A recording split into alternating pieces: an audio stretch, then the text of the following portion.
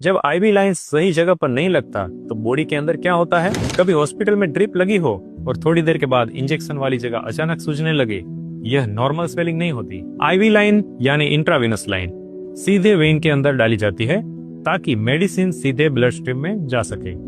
समस्या तब होती है जब आईवी ठीक से वेन में ना लगे या स्लिप होकर बाहर आ जाए।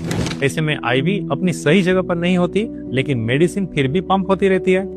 जब यह मेडिसिन वेन में जाने के बजाय आसपास के टिश्यू में लीक होने लगती है, जैसे जैसे फ्लूइड टिश्यू में जमा होता है, उस जगह टाइट और पेनफुल स्वेलिंग आने लगती है। स्किन ठंडी या हार्ड महसूस हो सकती है और थोड़ी देर के बाद ब्रूजिंग भी दिखाई दे सकती है।